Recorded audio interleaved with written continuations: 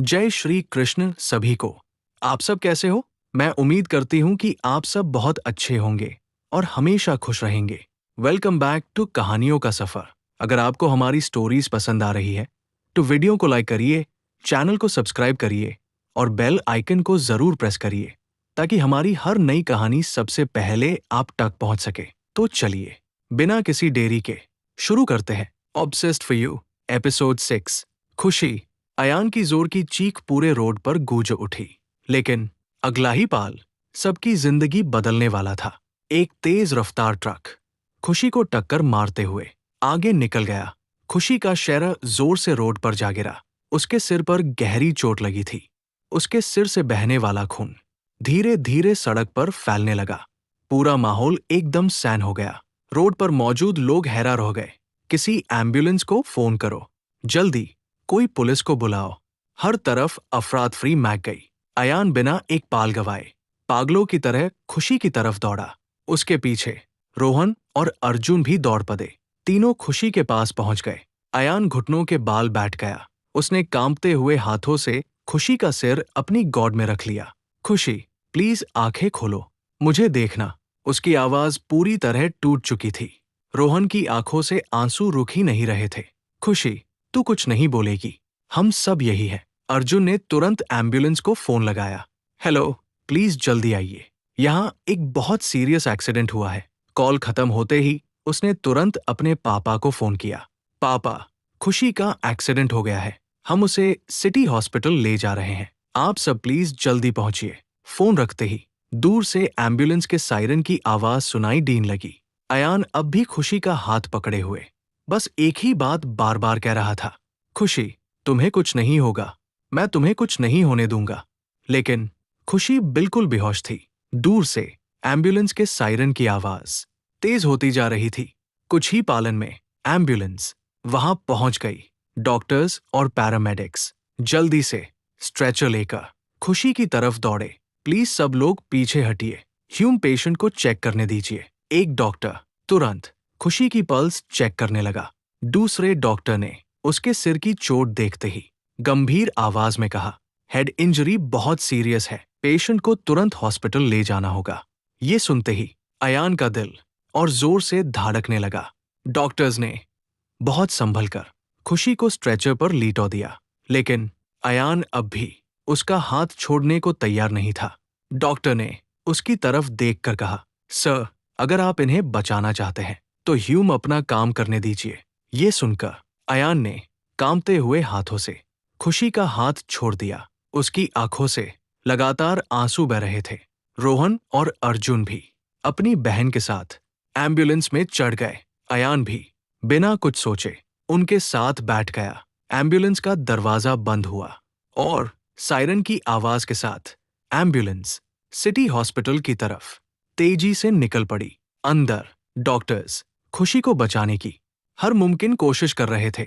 Oxygen mask, BP monitor लगाइए, pulse बहुत week है। डॉक्टर की बातें सुनकर अयान के हाथ और भी कांपने लगे। वो बस खुशी का चेहरा देखे जा रहा था और दिल ही दिल में सिर्फ एक ही दुआ कर रहा था, प्लीज कान्हा जी, मेरी खुशी को बचा लीजिए। एम्बुलेंस तेज रफ्तार से सिटी हॉस्पिटल की तरफ बढ़ रही थी। अंदर डॉक्टर्स लगातार खुशी को बचाने की कोशिश कर रहे थे। बीपी ड्रॉप हो रहा है, ऑक्सीजन मेंटेन रखिए, जल्दी 4 लाइन रेडी कीजिए। डॉक्टर की आवाज में घबराहट साफ महसूस हो रही थी। अयान खुशी का हाथ पकड़े उसके पास ही बैठा था। उसकी आंखों से आंसू रुक ही नहीं रहे थे। खुशी, प्लीज, तुम्हें कुछ नहीं होगा, बस एक बार आंखें खोल दो। रोहन अपनी बहन के सिर पर प्यार से हाथ फट हुए बोला, खुशी, हम सब यही है, तू हिम्मत मत हार। अर्जुन बार बार भगवान से प्रार्थना कर रहा था, प्लीज मेरी बहन को बचा लीजिए। तभी खुशी की उंगलियां हल्की सी हिली।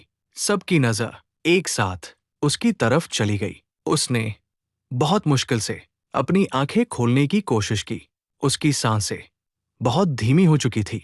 उसने सबसे पहले रोहन और अर्जुन को देखा, फिर उसकी नजर धीरे से अयान पर जाकर रुक गई। उसकी आंखों से एक आंसू धीरे से बह निकला। उसने बहुत मुश्किल से अपने होठ हिलाए। यान। उसकी आवाज इतनी धीमी थी कि मुश्किल से सुनाई दे रही थी।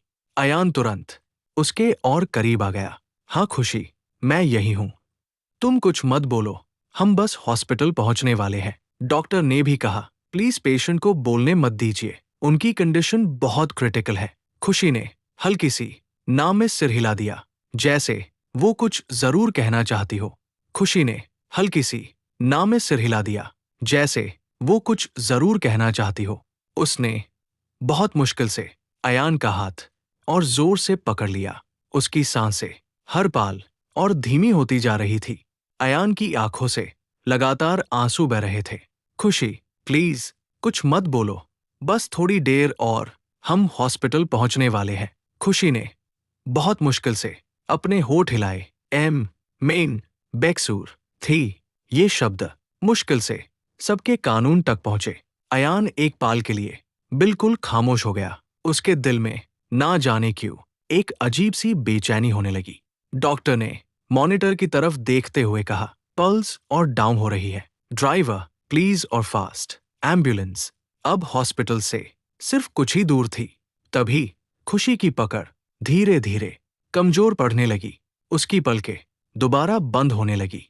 खुशी, अयान घबरा गया। नहीं, आंखें खोलो प्लीज। डॉक्टर ने तुरंत उसकी पल्स दोबारा चेक की। सबकी सांसें जैसे थम सी गई। एम्बुलेंस हॉस्पिटल के इमरजेंसी गेट के सामने आकार रुक गई। डॉक्टर्स जल्दी से स्ट्रेचर लेकर खुशी को बाहर निकलने लगे। अयान, रोहन और अर्जुन भी उनके साथ दौड़ते हुए इमरजेंसी वार्ड की तरफ बढ़े। क्विक, पेशेंट की कंडीशन क्रिटिकल है, हेड इंजरी है, ऑपरेशन टीम को इन्फॉर्म कीजिए। डॉक्टर्स की बातें सुनकर अयान का दिल और जोर से धड़कने लगा। जैसे ही डॉक्टर्स खुशी को अंदर ले जाने लगे, अयान भी उनके पीछे दौड़ पड़ा। लेकिन एक नर्स ने उसका रास्ता रोक दिया। सर प्लीज, आप बाहर वेट कीजिए, ह्यूम अपना काम करने दीजिए। अयान ने बेब्सी से खुशी की तरफ देखा।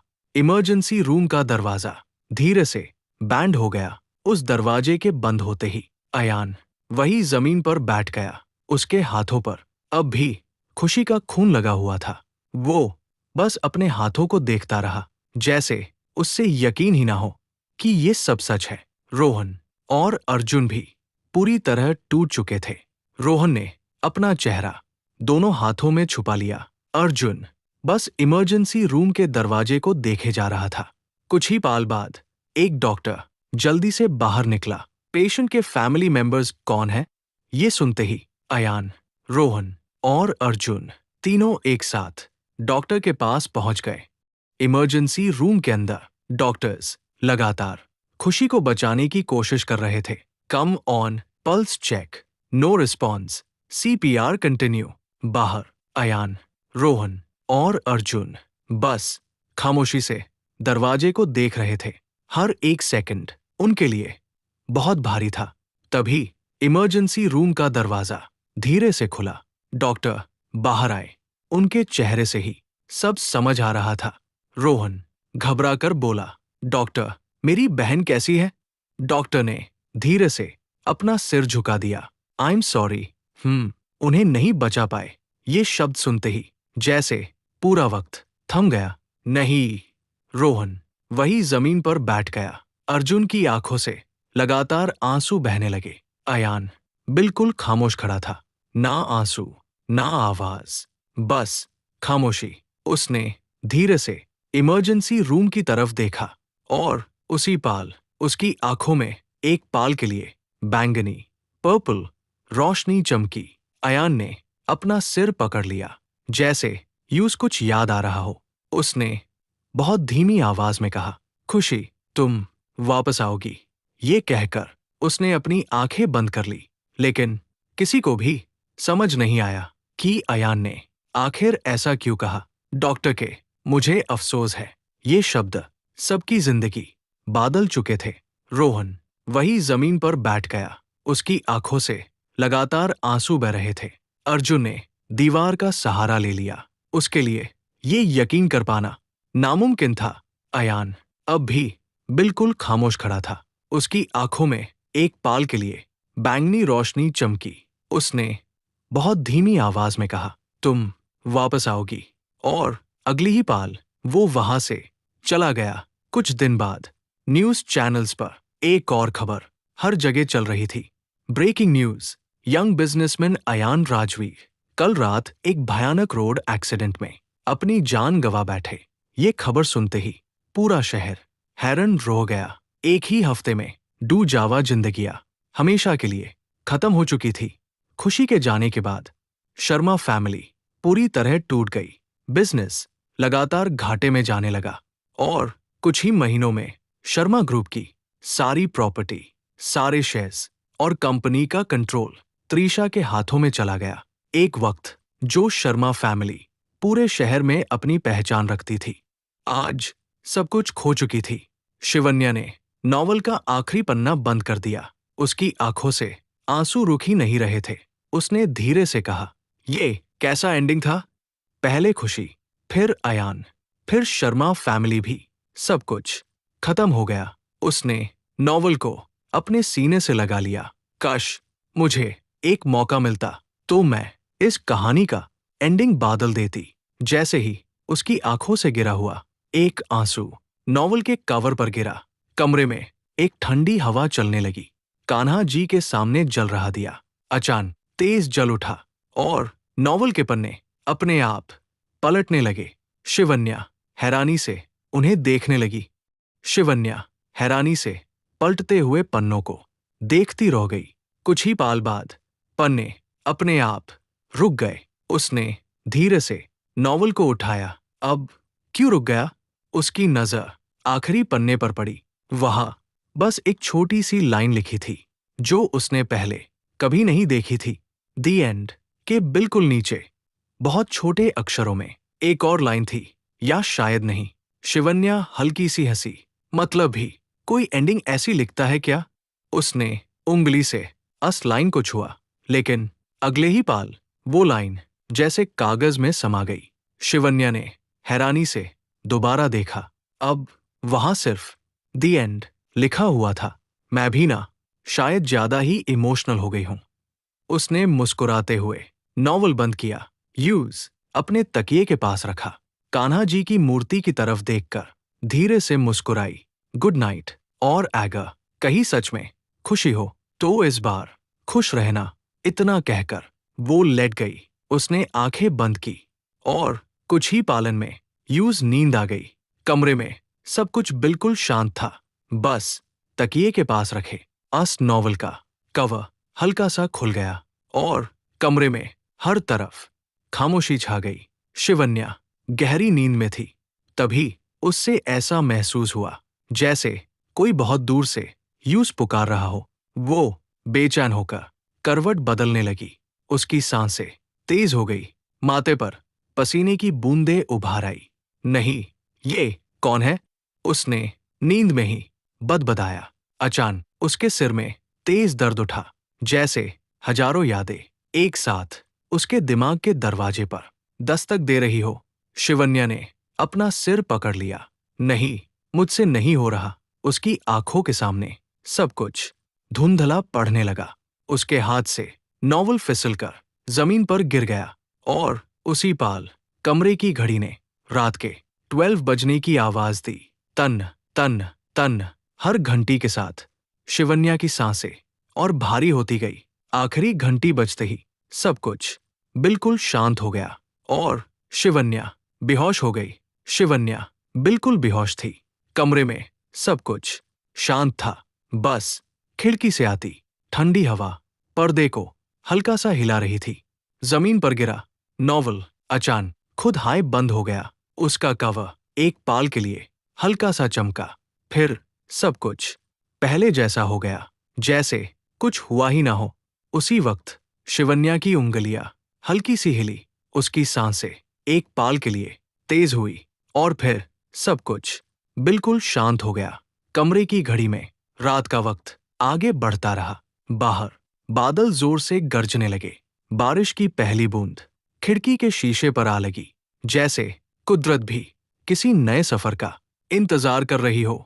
और उसी पाल एक नई कहानी खामोशी से शुरू हो चुकी थी। और दोस्तों, इसी के साथ आज का एपिसोड यही समाप्त होता है। उम्मीद है आपको यह एपिसोड पसंद आया होगा। मिलते हैं अगले एपिसोड में एक नए मॉड और नए सस्पेंस के साथ। तब तक अपना और अपनों का ख्याल रखिए। धन्यवाद।